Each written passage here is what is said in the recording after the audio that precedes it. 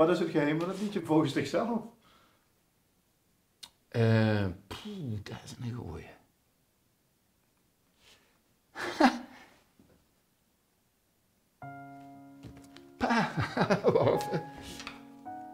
Als je naar luistert, denk je, ik wil het nog een keer horen, ik wil het nog een keer horen. Het vertedert, het is romantisch, het is van alle tijden. Alles klopt. De sfeer wordt goed beschreven. De akkoordenreeks die erbij is bedacht is soms heel verrassend. Toch wel gek dat zoiets wat dich toch echt aan de ziel gaat, wie veel er toch verdwijnt in 25 jaar tijd. Je kunt natuurlijk niet alles onthouden, maar nu komen die emoties ook weer. Ja, waar is het geheim van het liedje? Voor winnen.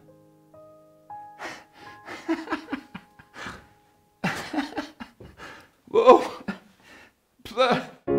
Ik had al 2 meisjes gezien en achterop allebei in een saxofoon. Ik ken niet veel liedjes die zo filmisch zijn als bluesmuziek van de Roermondse zanger G. Reinders. Het is alsof de legendarische Bert Haanstra de regie heeft gevoerd over dit lied. Mag ik u meenemen naar een dorp in Limburg? Het is zondagmorgen en G. Reinders wandelt door de straat. In de verte ziet hij 2 meisjes met op de bagagedrager van hun fiets een saxofoon. Van buiten het dorp hoort hij het geretteketet van een trompet. Hier, dat is die doos. Kijk. 422. Ja, maar. Shit. Hier ligt er, hier ligt er. Dit is 422. Ja, dit is 422. Zal het dan draaien? Dat moet ze vasthouden, die knoop. Wacht.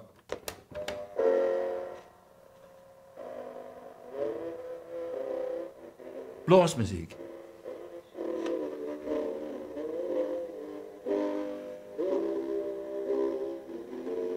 Wat vet. Allochtoonsoort.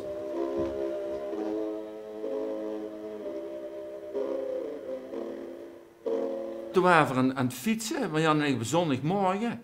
En toen waren in Lin, speelde de Lentekrans, die speelde boete. En dat vond ik zo mooi. En toen dacht ik, toch moet ik een liedje over maken. En ik had ook al gelijk dat idee om die instrumenten voor te stellen. Dat heb ik ook al op de cd Blood, heb ik dat bij een popnummer. Dat zo om de drums voor te stellen. Dat komt eigenlijk van Memphis Soul Stew van King Curtis. Ja, zo gaat. Van, die stelt dan, give me 4 tablespoons of ballin' Memphis guitars. En dan begint die gitaar te spelen. Fat bad drums. Dus dat vond ik chic om die instrumenten voor te stellen. Geef me een bloosbas voor het stevig fundament. Geef me schuiven en saxen voor de moeren van deze muziektent. Ik werkte destijds voor de cultuurredactie.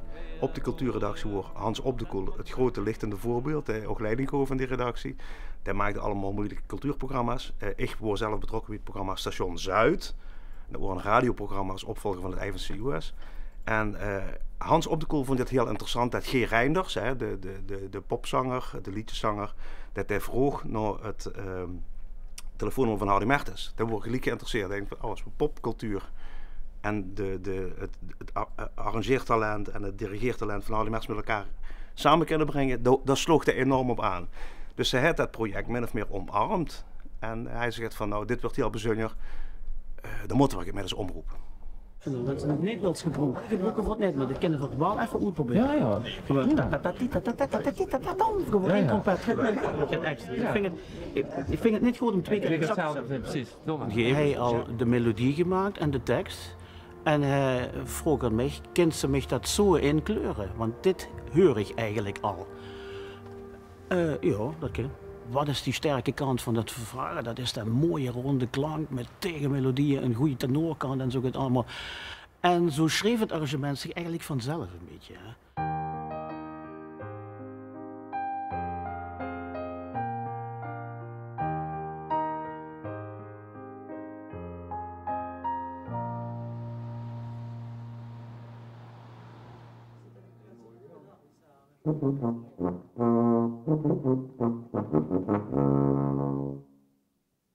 dat is natuurlijk nu het Kruisheren Hotel.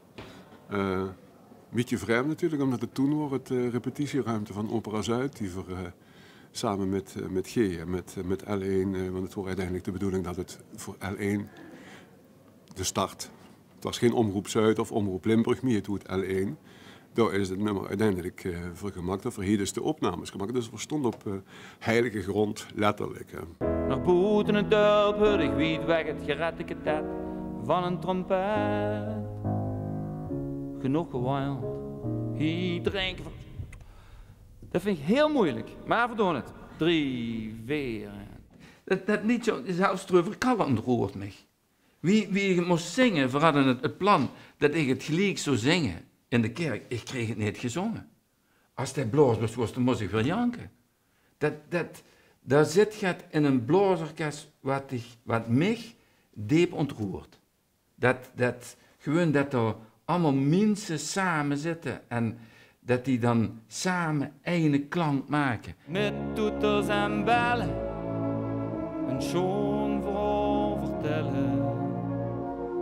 Zondagmorgen blaasmuziek, blaas me greep. Belt ik een popmuzikant, zo neem ik Geert en even onaanbiedig. En dan wil ze van mij een blaaspartie arrangeren. Wat denk je daar? Er zijn maar 2 soorten muziek, dat is goede en slechte. En dit is goed. En dat hij in het vakje pop zit, waar er misschien niet eens in wilt zitten, weet ik ook niet. En dat ik in het vakje Hafa zit, dat maakt helemaal niks uit. We hebben dezelfde ziekte, de muziekte. In die periode was Geert Reinders een Limburgstalige songwriter. En de keuze dan om samen te gaan werken met een fanfare, dat hadden niet veel mensen op dat moment gedaan. Dus het had niks te maken met Limburgstalig repertoire, maar wel met de positie van Geert Reinders als popzanger. Die in één keer denkt van, oh, laat ik eens samen gaan doen met een blaasorkest, met een fanfare. Dat wordt wel uniek voor die tijd. Dat is denk ik ook een van de eerste geweest wat dat zo gedaan heeft. De eerste keer dat ik het hoorde, ik ben sowieso wel gevoelig voor Nederlandstalige liedjes, dat mogen bekend zijn. Maar ik vind ook dialect leuk. Hè? En sommigen zeggen, nou ik moet geen dialect, maar dat vind ik nou juist leuk. Rowan Herzen zingt in het Limburgse dialect en G. Reinders natuurlijk ook.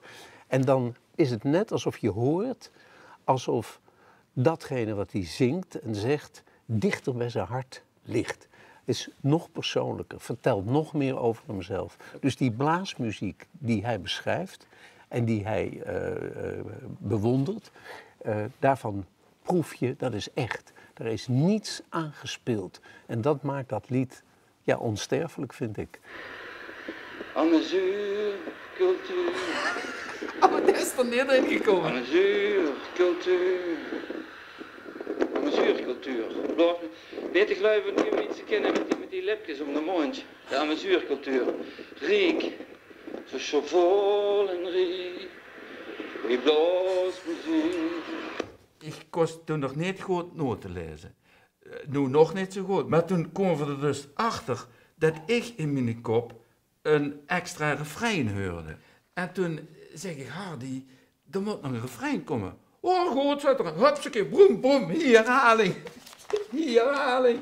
En toen had er in de kerk, hoe is dat ding? Hier, in de kerk, had er dat staat hier, in de kerk, had er die trompetmelodie, die had er in de kerk geschreven. En die is hondsmoeilijk.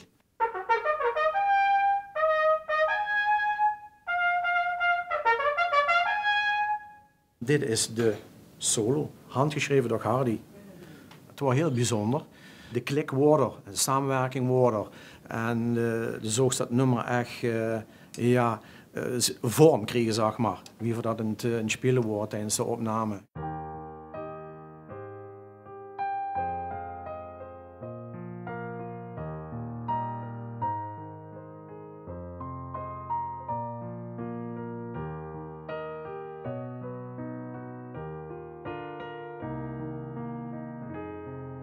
Rowan Herzen is dan al jarenlang op nummer 1 qua grootheid en bekendheid in de rest van de lounge. En op dat moment, dat heb ik dan van 1999 en 2000, 2001, wordt Geert Reinders echt wel ook heel erg groot. Want hij kost namelijk met zijn blaasmuziek En met dit soort liedjes. Hij speelde op de Uitmarkt in Amsterdam met zijn trio.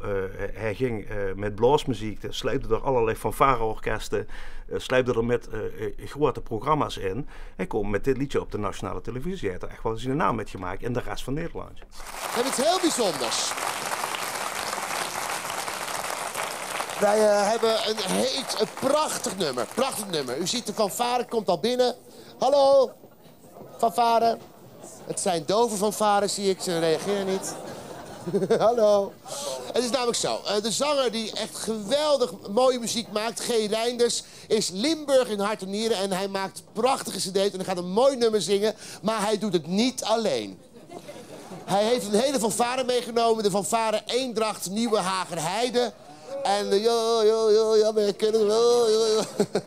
En ik ga voorstellen, het is G. Reinders met een prachtig nummer. Daar sluit ik me af. Kom zo nog bij u terug. Bluesmuziek. G. Reinders.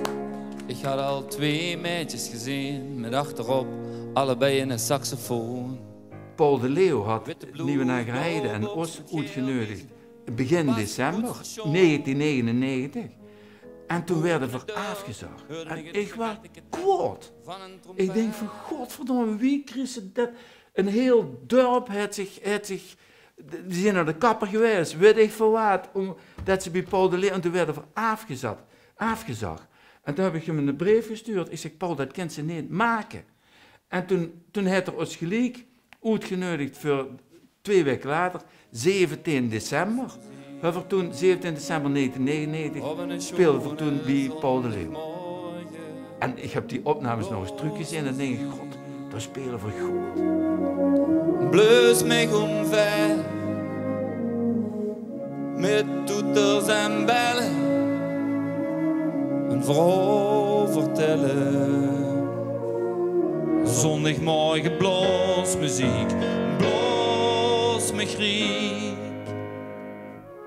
Geef me een bluesbas voor een stevig fundament.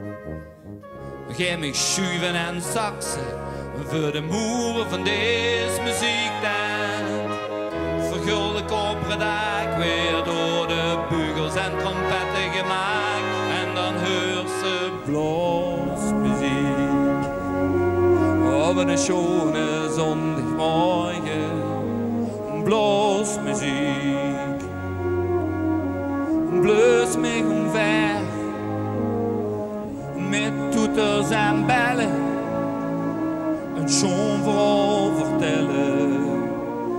Zondagmorgen bluesmuziek, blues me griek.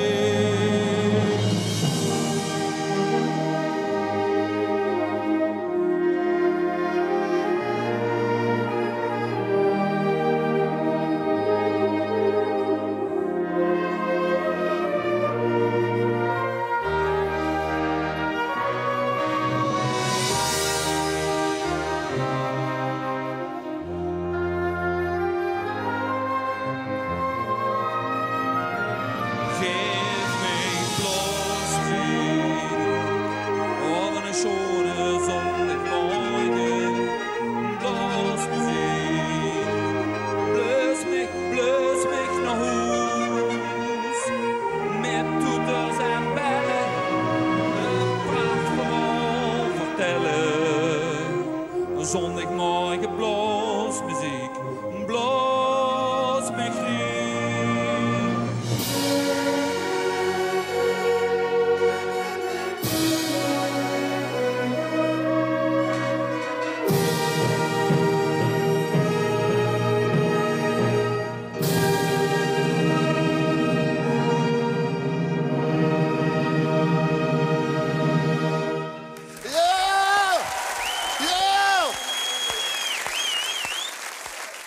Het is een heel bijzonder lied met een hele eigen karakter, een eigen sfeer. En in feite heeft hij de blaasmuziek, de traditionele muziek die veel in Limburg te horen is, naar een breder platform getild. En zodat heel Nederland van die blaasmuziek uit Limburg is gaan houden. Dat vind ik toch wel heel knap. Toen had ik een kopietje gemaakt voor Toon Hermans. Dan had ik hem dat opgestuurd. En toen, 3 dagen later of zo, belde de heer Strovers. Bluesmuziek, dat vind ik een wereldnummer. Dat vind ik zo getjoens. En daar heb ik wie zitten te janken, wie dat de eerste keer horen. Natuurlijk, dat is ook de Limburgse aard, hè. Zondagmorgen. We zijn een beetje jankers toen. Ja, blaas me griek, weet je wel. Ja, ik word ik 5 minuten doorgepakt en dat hou ik toe zo gauw. In de eerste straatrook van Wietweg en ik realiseerde me, verrek, ik trek nog in mijn zondagse soep. In Twents. In de eerste straat kom ik van Wieten naar Roeken. Ik dacht een keel, de trekte nog één zondagse soep. Ja. Daar leeg getrouwd van die Daar leeg getrouwd van die trombones. Trok ons naar voren over de stoel. Mijn connectie met G is bluesmuziek. Want in 2005 was ik bezig voor RTV Oost met een serie van Jongelui en Alle Grond. Een Twentstalige serie die zich hier afspeelde. En ik had een scène geschreven waarin een harmonieorkest buiten in de zon speelde voor een café. En waar het gezellig was. En fruishoppen wordt het dan genoemd. En ja, toen dacht ik, dat past zo geweldig bij het nummer bluesmuziek dat ik toen kende van de radio. En dus toen heb ik G benaderd. Is het een idee dat wij dat nummer samen zingen in die aflevering van die serie? En dat vond hij gelijk een mooi idee. Ik zeg ik kan natuurlijk geen Limburgs, dan zing en dat moet ik in het verhaal passen. Dus dan zing jij het in het Limburgs en ik zing dan elke regel in het Twents. Dus toen kreeg je om en om Limburgs en Twents. En dat past hartstikke mooi bij elkaar. Kun je daar niet, hoe een fanfaregangs was? Ja, want daar heb je die muziek. Ik vind het jammer dat je hier al muziek hebt en daar ook muziek. Daar heb je gelijk aan. De muziek is de muziek, maar het muziek dat is de fanfare. Oh, oké. Daar komt het muziek ook aan. Daar komt het muziek ook aan. Oké. Hier, een wagen en een wijntje. Ja. Ja, ook de klinken veranderen. En een koe en een keuken. Wat? Een karretje, een koe en een keuken. Dus we spraken gewoon Limburgs en Twents. En ik begreep steeds meer Limburgs en hij begreep steeds meer Twents. Dat is hartstikke mooi. Dus hou ook de diversiteit, niet alleen in de natuur in ere, maar ook de diversiteit in de taal. Want dat geeft ook een diversiteit in je hoofd, waardoor je rijker denkt. Geef me een bloosbas voor het stevig fundament. Door mijn schoen en zaksen voor de muren van deze muziektent. Het vergulde koperen dak weer door de bugels en trompetten gemaakt. En dan hoort ze blasmuziek. Eén keer hebben G en ik het ook live gezongen. Met echt een harmonieorkest in Hardenberg, waar G trad op in Hardenberg. En hij had daar overal nodigde G dan de plaatselijke harmonie uit. En die kwam daar dan spelen. Mooi concept vind ik trouwens. En toen zei hij, zullen we dat in Hardenberg, want dat is toch bij jou in de buurt, dat gaan zingen. Dan roep ik je podium op en dan zingen we samen bluesmuziek. Om en om, Limburgs Twents. Dat is een hartstikke mooi idee. En het grappige was, als G dan zijn tekst zong, was de zaal diep ontroerd van het mooie Limburgs. En als daarna mijn Twentse zin kwam, dan begonnen ze al te lachen. Dat was precies Bij de kerk was natuurlijk weer 2 keer feest aan plaats. Wordt muziek gangs was, bluesmuziek. Zo zondagsmorgens met mooi weer, bluesmuziek. Blazoe van de been. Nou, ik denk dat G. Reinders met zijn samenwerking met harmonieën en fanfares en brassbands wel op een gegeven moment een bepaalde standaard heeft gezet. En ja, ik weet dat op een gegeven moment ging Rowan Hesse ook toeren met harmonie en fanfareorkesten lid. En dat moest arrangeren door arrangeurs. En die gingen dan ook in Nieuwenhagen op de markt met de plaatselijke harmonie spelen. Ik weet niet of dat een harmonie was, maar er zijn wel meer lui die de samenwerking hebben gezocht op die manier. Maar ja, G wordt in mijn optiek de eerste en heeft dat ook heel goed doorgetrokken. Als in niet alleen maar bluesmuziek. Nou, op een gegeven moment ging er samenwerken met, hij noemde het zelf 15 van de beste blaasorkesten van Limburg. Dat wordt deze CD, Blaas met Noos. Daarna dichter dat landelijk, Blaas met het lijn door. En daarna komt nog een keer deze. En dit is uitblazen. Dus hij heeft in principe 3 volledige cd's gemaakt. Waarin er de formule van G. Reinders met zijn prachtige liedjes, aangevuld met een harmonie of fanfareorkest of brassband, ja, ook echt uitgemaakt. Het is ongelooflijk wat dat liedje, dat heeft het eeuwige leven. We stonden al 3 jaar in de top 2000 aller tijden. En gewoon,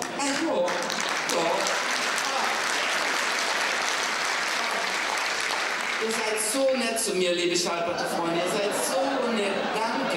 Ik bedank me zeer, liebe Schallplatte-Freunde. Ik was een keer bij een Annie M.G. Schmid-prijs uitreiking. Die werd dat jaar overhandigd aan Daniel Lohuis uit Drenthe. En die kreeg de Annie M.G. Schmid-prijs voor zijn liedje Annelie. Een liedje in Drents. En toen sprak er na afloop iemand van achter de schermen van die organisatie of de jury, ik weet het niet. En die zei, ja, een paar jaar terug, toen vond de jury unaniem dat bluesmuziek van G. Reinders het verreweg de mooiste inzending van dat jaar was. Maar hij werd niet toegekend aan G, omdat ze dachten van, ja, Annie M. Schmid is een prijs voor een Nederlandstalig lied. En dit is Limburgs, dus dan geldt het niet. En toen hebben we later gezegd, dat was niet goed, daar hebben we ons in vergist.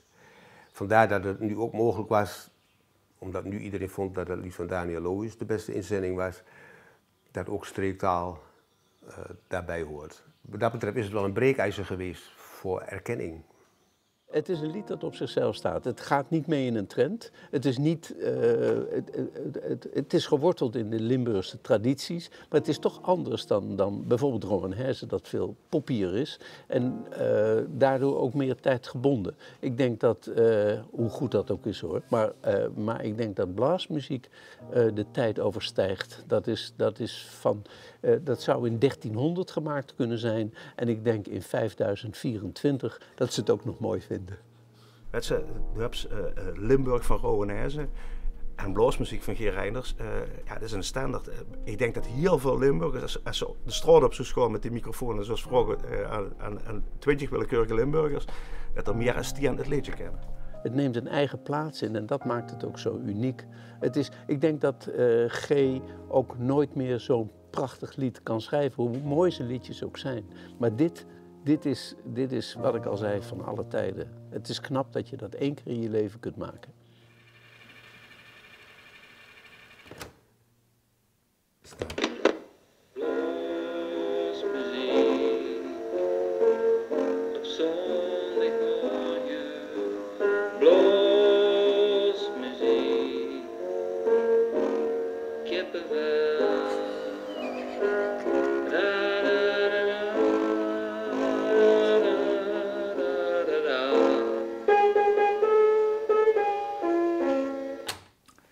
Het heeft met het leven te maken. En Dat is het dan niet alleen voor thuis? Is het dat? dat ook, maar ook dat met de gooien, dat zo'n orkest met de gooien en de minder gooien een eenheid is.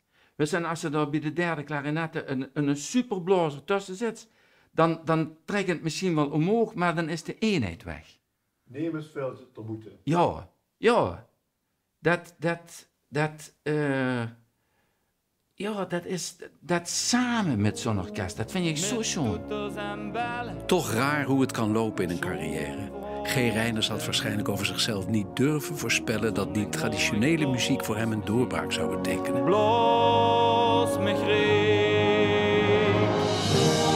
Mag ik u terugvoeren naar die schone zondagmorgen? Zien wij het goed? Staat G. Reinders op het dorpsplein nu, tussen de bugels en de saxofoons? Heeft hij zijn wangen bol geblazen en zingt hij mee op de aangegeven maat? Ik geloof dat het waarachtig zo is. Hij ziet er mooi uit, met zijn witte blouse en zijn blauwe broek met gele biezen. Moet je zijn schoenen zien, ze glimmen. Net als het koper van de fanfare. Geef me bluesmuziek op een schone zondagmorgen. Bluesmuziek, blus mich naar huis met toeters en bellen. Een pracht